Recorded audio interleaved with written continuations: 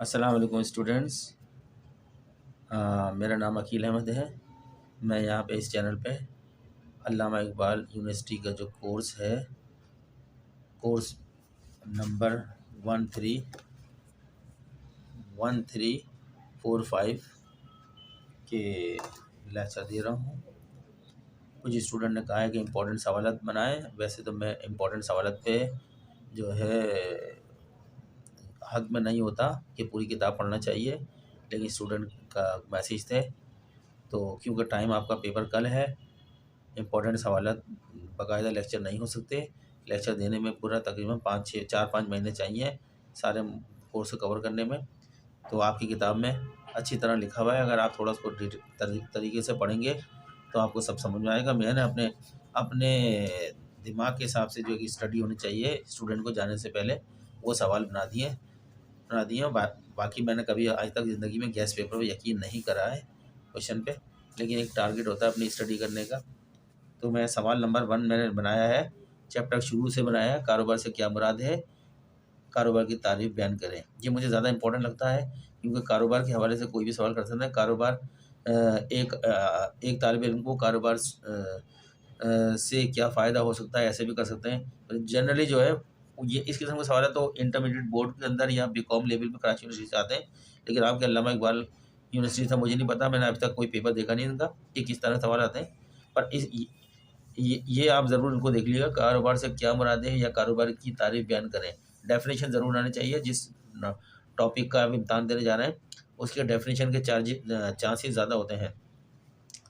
दूसरा सवाल मैंने इसी टॉपिक से चैप्टर शुरू 1 से ले लिया है, कारोबार की खसूसियात बयान करें या कारोबार की इकसाम क्या है। ये बहुत इंपॉर्टेंट सवाल लग रहा है मुझे, आप इसको देखें। इनको बस आप 1-2 मरतबा अच्छी तरह पढ़ लें, आपको याद करने की ज़रूरत नहीं है। इन टॉपिक को आपके रात और कल दोपहर तक का टाइम है, आप पढ़ना चाहें तो पढ़ सकते हैं तवज्जो के साथ।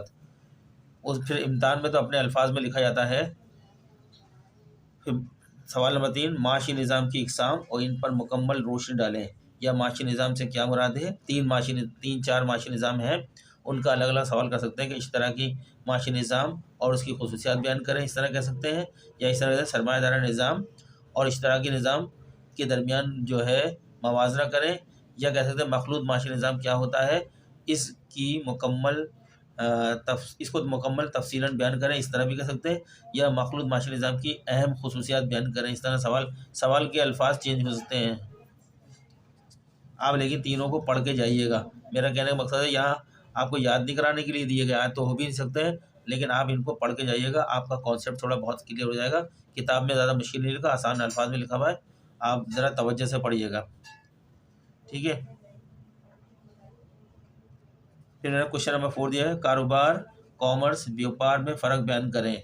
यानी कारोबार एक बड़ी इस्तिलाह है और व्यापार ख़रीद और फ़रोख्त को कहते हैं। कॉमर्स जो है ख़रीद और फ़रोख्त में माविन का किरदार जो अदा करता है, यानी जो है मदद करता है इसके अंदर। उनके लिए मुख्तलिफ कॉमर्स जिसको बोलेंगे एड टू कॉमर्स कहते हैं। एड टू कॉमर्स में बैंकिंग के दायरे आते हैं, ट्रांसपोर्टेशन के दायरे आ जाते हैं, आपके वेयर हाउसिंग आ जाते हैं, आपका मर्केंटाइल एजेंट आ जाता है, इस तरह के बहुत सारे इंश्योरेंस आ जाती है।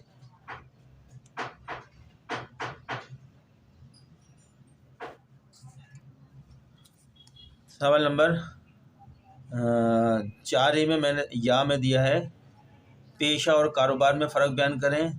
यानी इन ऊपर जो कारोबार और कॉमर्स में फ़र्क आ सकता है या कॉमर्स व्यापार में फ़र्क बयान कर सकता है, इसी तरह पेशा इनमें से किसी के साथ फ़र्क के अंदर आ सकता है।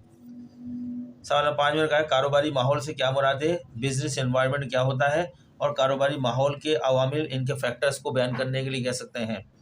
वो आप इनको देख लीजिएगा।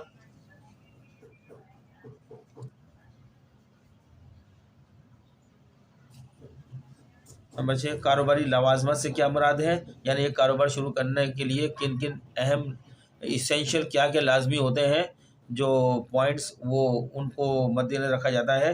अहम बातें क्या होती हैं कारोबार, या अहम पॉइंट्स क्या होते हैं, उनको लवाजमत कहते हैं। जो इसेंशियल एलिमेंट्स होते हैं उनको लवाजमत कहते हैं। इन लवाजमत को तफसील से बयान करें। या एक अच्छे कारोबारी शख्स के औसाफ या खसूसियात बयान करें, ये भी हो सकता है एक अच्छे कारोबारी शख्स के। सवाल नंबर 7, कारोबार पर असरअंदाज होने वाले अवामिल की वजाहत करें। सवाल नंबर 8, ई कॉमर्स पर तफसीलन रोशनी डालें या इंफॉर्मेशन टेक्नोलॉजी और कारोबार पर रोशनी डालें।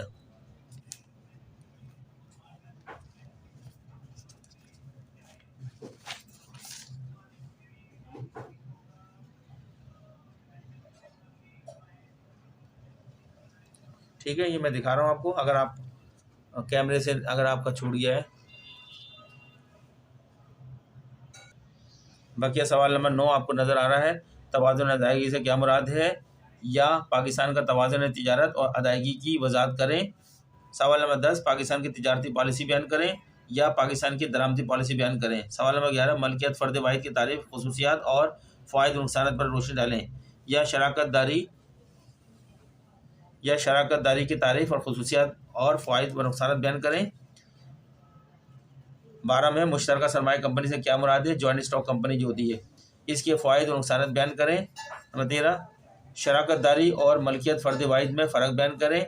फिर नोट में सवाल आ सकता है, पब्लिक और प्राइवेट कंपनी में फ़र्क बयान करें।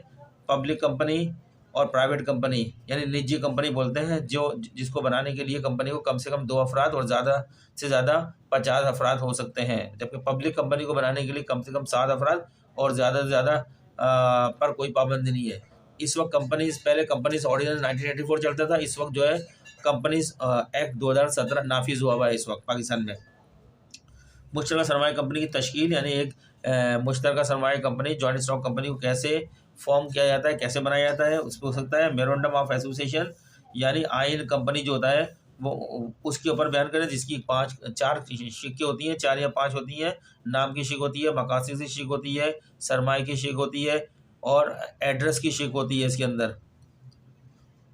और पार्टनर्स और जो शेयर होल्डर्स होते हैं, शेयर्स के कितना अमाउंट ऑफ शेयर्स होगा, कितने शेयर्स होंगे, उसके बारे से 5 कंडीशन होती हैं। कवायद कंपनी आर्टिकल ऑफ एसोसिएशन होता है, कंपनी किस तरह काम करती है, उसका आर्टिकल क्या, उसके कवायद क्या कहते हैं। डायरेक्टर का इंतखाब कैसे किया जाएगा,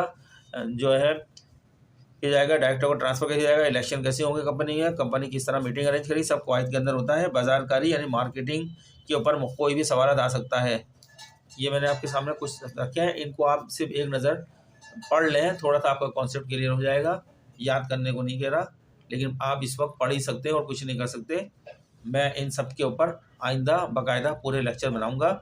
इसमें लगेगा 2-3 महीने, 1 महीने में मुकम्मल होने वाली नहीं है, पूरी तफसील से बनाऊंगा। तो चलें स्टूडेंट्स, आप अपनी तैयारी करें। मिलते हैं फिर नेक्स्ट किसी लेक्चर के अंदर।